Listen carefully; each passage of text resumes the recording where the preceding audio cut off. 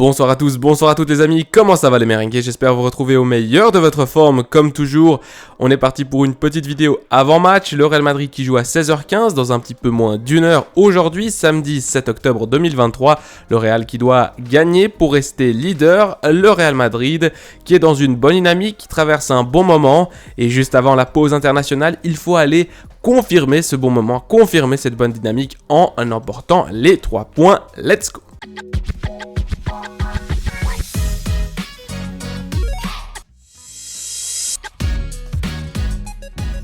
Mes amis, on commence par un petit tour du calendrier. Alors le Real Madrid qui affronte donc Osasuna cet après-midi, 16h15. Et ensuite, il y a la pause, la trêve internationale. Ces matchs de sélection d'équipe nationale que je déteste. Je ne sais pas vous, mais en tout cas, moi, ils ne m'amusent pas. On retrouve ensuite la Liga le samedi 21 octobre, 18h30. Un déplacement difficile en territoire sévillan. Avant de retrouver le Portugal et Braga le mardi 24 octobre. Ce qui sera la troisième journée de Ligue des Champions, un match également important, non seulement celui de Séville, mais surtout celui de Braga pour, effectivement, je pense quand même prendre un clair avantage pour cette qualification en huitième de finale. Et puis, le samedi 28 octobre à 16h15, c'est le grand Classico à Barcelone, à Montjuïc, puisque, il faut le rappeler, Barcelone joue dans un petit stade olympique et non pas au Camp Nou qui est en train d'avoir des travaux de rénovation. Alors, le Real Madrid qui a 4 matchs importants, mais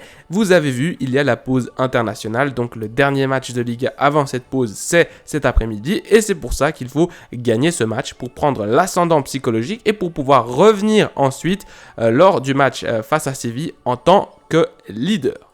On commence par une petite analyse, début marqué par Osasuna en ce début de saison, en ce début de Liga. Alors ici, je vous propose une petite capture d'écran avec certains éléments d'information. Vous pouvez mettre pause si vous voulez regarder plus attentivement, mais ce que je voulais surtout souligner avec ce screenshot, c'est au niveau de la colonne où c'est écrit minutes, c'est-à-dire que c'est une équipe qui peut marquer n'importe où et n'importe quand dans la rencontre, parce qu'il y a des équipes qui marquent plutôt en première période, d'autres en deuxième période, d'autres plutôt en fin de match, comme le Real Madrid par exemple. Et puis ici on voit que Osasuna, eh bien, c'est une équipe qui peut marquer à la 24e, qui peut marquer à la 45e, juste avant la pause, qui peut marquer dans les arrêts de jeu à la 90-90 plus 5, qui peut marquer en tout début de période. Enfin bref, c'est une équipe qui peut marquer à n'importe quel moment de la rencontre.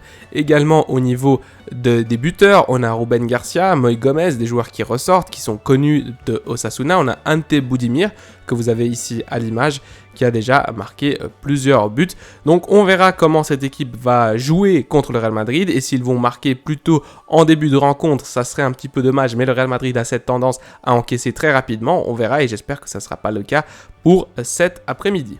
Si on s'intéresse maintenant au but reçu, au but concédé par l'équipe d'Osasuna, ce que j'ai voulu vous montrer sur cette image, sur cette autre capture d'écran, c'est le fait que c'est une équipe qui se reçoit beaucoup de buts, en tout cas pas mal, durant les dernières minutes de la rencontre. Alors ici vous voyez minute 80, minute 45 plus 1, donc à la fin si vous voulez de la première période, à la 85e, 86e, 81e minute. Alors c'est une équipe qui a tendance peut-être à laisser beaucoup d'énergie sur le terrain et qui, durant les dernières instances du match, sera un tout petit peu plus fatigué. Et on connaît le Real Madrid, on sait que le Real Madrid, souvent dans des matchs qui sont plutôt plus difficiles qu'attendus ou plus équilibrés au niveau du score, eh bien le Real Madrid a cette fâcheuse tendance à aller chercher les résultats à la fin de la rencontre. Alors pourquoi pas le faire encore une fois ici face à Osasuna, même si ce ne serait pas le meilleur scénario. Le meilleur scénario, c'est évidemment un Real Madrid qui va construire un beau jeu, qui va marquer rapidement et qui va finir par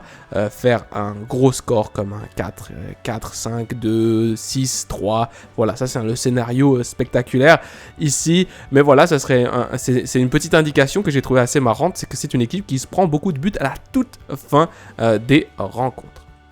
On finit cette vidéo avec un petit coup d'œil au niveau du classement, au niveau du tableau de Liga. Vous voyez le Real Madrid devant, 8 matchs, 7 victoires, une seule défaite face à l'Atlético de Madrid dans ce derby. 21 points suivi de tout près par le FC Barcelone avec également 8 matchs joués et 20 points. Girona, en ce moment, l'équipe de Gérone qui est en train de faire égalité, en tout cas au moment où j'ai fait la capture d'écran, et qui a donc les mêmes points que le FC Barcelone. Et en ce qui concerne Osasuna, eh bien ils sont à la 10e position avec pas mal de défaites, une égalité et un seul nul récent. Donc en gros, Osasuna qui est plutôt dans une mauvaise passe, 2 défaites, une égalité, une défaite et là récemment une victoire. Donc je pense que toutes les statistiques, tous les indicateurs sont au vert pour que le Real Madrid, en plus à la maison, l'emporte aujourd'hui, cet après-midi, face à Osasuna. Et j'espère parce qu'effectivement, si on gagne, ça fait 24 points en 9 matchs joués, en 9 journées. Et ça fait vraiment, vraiment plaisir, surtout qu'on mettrait la pression sur le match du FC Barcelone. Alors, j'espère que le Real Madrid va gagner. On se retrouve pour la vidéo débrief de la rencontre parce qu'aujourd'hui, c'est le week-end, donc j'aurai le temps. Let's go, à la Madrid, in Adamas. Prenez soin de vous, des vôtres et de votre famille. Allez, ciao.